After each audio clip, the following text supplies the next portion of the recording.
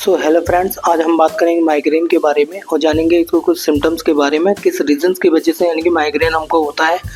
वो सब कुछ आज हम इस वीडियो में जानेंगे। तो प्लीज़ मेरी वीडियो में आप लास्ट तक लोग बने रहिएगा और वीडियो कुछ सेकंड में मैं आपको कुछ सेल्फ ट्रीटमेंट प्रिकॉशन फॉलो करने के लिए बताऊंगा।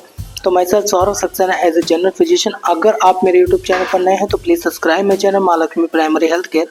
तो सबसे पहले हम बात करते हैं माइग्रेन की। तो माइग्रेन को समझने से पहले हमें टाइप ऑफ हेडेक्स को समझना पड़ेगा।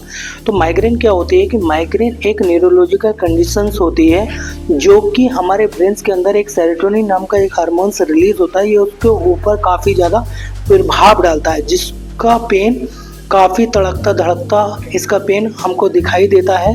माइग्रेन को समझने के लिए हमको टाइप ऑफ हेडेक्स की अगर मैं बात करूँ तो उसको मैंने 3 पार्ट्स के अंदर डिवाइड किया है। एक नॉर्मली और एक मॉडरेट और एक सीवियरिटी।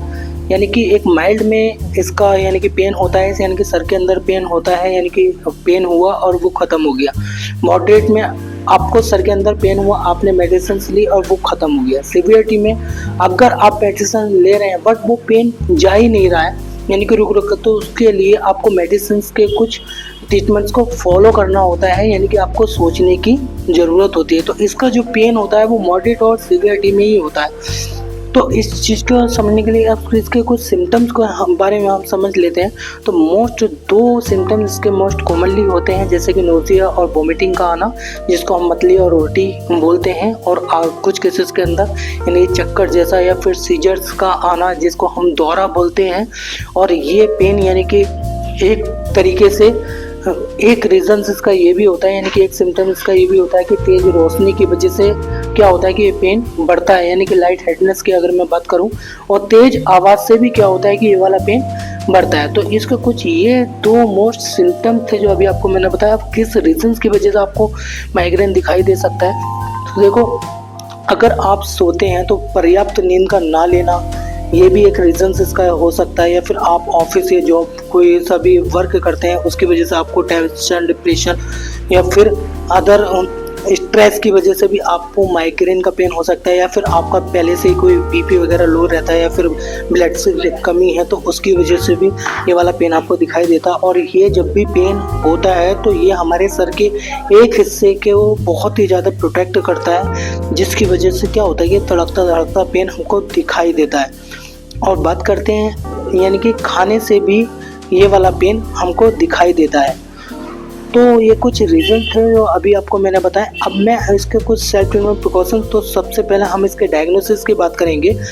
अगर आपको फ्रेंड्स पेन कभी भी अगर आपको पेन होता है यानी कि सर के अंदर, तो पता लगाने के लिए क्या होता है कि इसकी ना तो कोई इन्वेस्टिगेशन होती है ना ही कोई डायग्नोस होती है। सिर्फ इसकी डायग्नोस बनाने के लिए हमको इसके कुछ सिम्टम्स से पता लगाना होता है। यानी कि अगर आप किसी भी हॉस्पिटल्स के अंदर या फिर किसी भी डॉक्टर से कंसल्ट करते हैं तो डॉक्टर्स पता लगाने के लिए या तो आपके CBC, CRP वगैरह इसमें मोस्ट कॉमनली होते हैं, फिर सिटी हेड वगैरह करा के देख सकते हैं।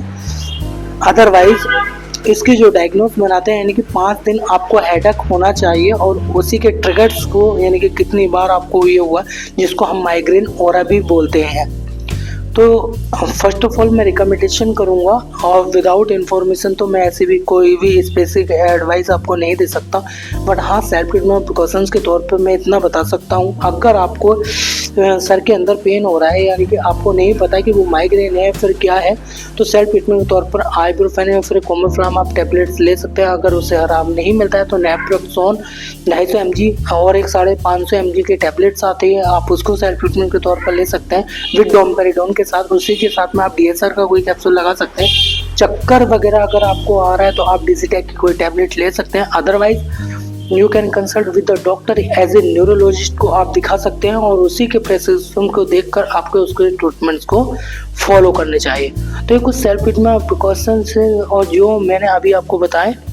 तो friends, I hope you have understood my videos about that the migraine. तो फ्रेंड्स, मिलते हैं नेक्स्ट वीडियो में नेक्स्ट टॉपिक के साथ, नेक्स्ट डिजीज के साथ, and then take care, bye bye friends.